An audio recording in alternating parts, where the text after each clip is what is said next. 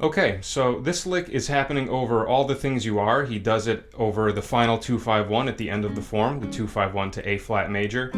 And it has a lot of really nice vocab. If you're looking to get into transcribing some guitar players, if you haven't really transcribed a lot of jazz guys before, I think Grant Green is a great starting point because he has a lot of really great vocab going on, and the majority of the stuff that he plays is pretty digestible. It's not crazy complicated. I mean, it's not easy, obviously, and every once in a while there might be like some sort of like double time lick that's a little bit complicated, but for the most part, when I'm teaching students and I'm getting them into, transcribing solos and stuff like that, Grant Green is typically the guy that I start out with. I think he's a really good starting point for learning some, jazz guitar vocab.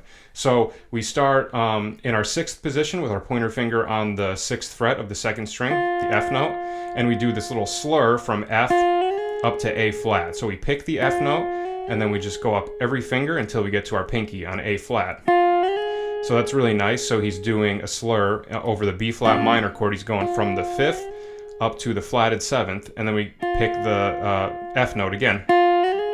So once we pick that F note the second time, that's beat one of the B flat minor chord. So this is like a little pickup. It's like 1, 2, 3. Right there would be beat one.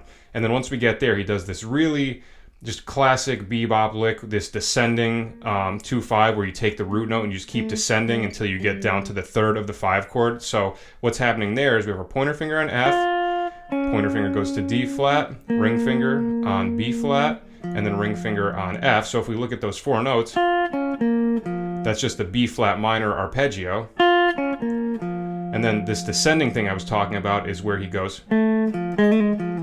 So that's a really common bebop lick where you take the root note and you just keep going down a half step. You go down 3 half steps, 1, 2, 3. And when you get to that third one, it's actually the third of the 5 chord that you're going to. In this case, that is E flat 7. So the way that he gets there, he goes. After we do that minor arpeggio, we put our middle finger on that A note, which is our major 7 of the B flat minor chord. Then ring finger back to F. Then pointer finger goes to A flat. So you can see he's putting that F note in between. And now this is really cool. He does a little slur. So once he hits the A flat, he hammers on with his middle finger to the A and then pulls back off to A flat. And then ring finger goes back to F. So he's using that F as like a pivot note, right? He goes. So he's doing the descending thing from the B flat all the way down to the G, but in between each note, he's using that F note, which creates this really nice movement. So now we have.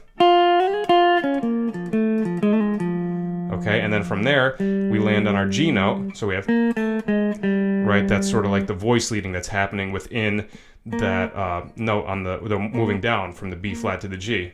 So once we hit that G note, like I said, that's the third of our E flat 7 chord, and then he does this. That's awesome. Great use of chromaticism right there. So we start with the G note, and then our ring finger jumps up to F sharp on the second string, which is our sharp 9, right? So we get a little bit of an altered sound there. Then he does this beautiful slur. So that is an amazing use of chromaticism. So if we look at that, it's pointer finger on E, hammer on to F, and then pull back off, and then ring finger on D, and then the pointer finger goes to E flat. So if we look at those 4 notes, it's a chromatic approach to the E flat, which is the root note of our 5 chord, right? And if we look at that, it's 2 above, 1 below, meaning that if we look at the E flat note, 2 notes above are E and F, and then 1 note below is D, right? So he does that little slur between the E and the F to get that movement. Such a beautiful sound. So now we have. And then the way that he wraps it up, he does this little beautiful. I love that. So that is a little approach to the 3 of the 1 chord. So he wraps it up with middle finger on G on the 4th string, which is the third of the E flat 7 chord. Go up a half step to A flat with your ring finger, and then ring finger goes to D flat.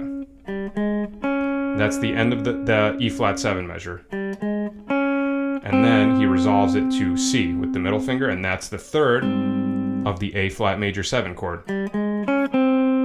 Right? So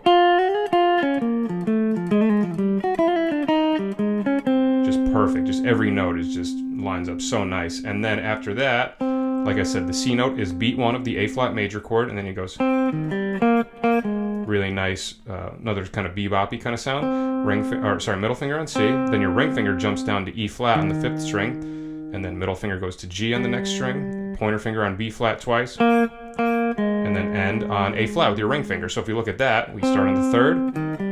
If you look at those 3 notes, it's really an E flat major arpeggio, right? E flat, G, B. So when you're playing in a major key, if you start on the 5, so we're in the key of A flat, we're starting on the 5th note, which is E flat, 1, 2, 3, 4, 5, right? And we're playing a major arpeggio. So by doing that, you get the 5, the 7, and the 9. So you get some nice colors using the major arpeggio starting on the 5. So from there, and then it just lands on the root, right? So beautiful line. So the entire thing.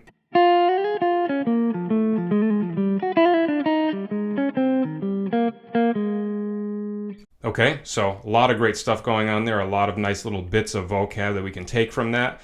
And like I said, I would recommend checking out more Grant Green solos, especially if you're more of a beginner and you're looking to get into some transcribing. I really can't think of a better guitarist than Grant Green for giving you some stuff that's, relatively easy to transcribe and figure out, but also just loaded with good vocab. I mean, Grant Green is an amazing player. Always loved his playing.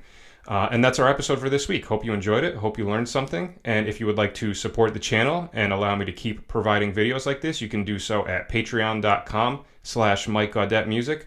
And that's about it. I will see you guys at the next episode. Take care.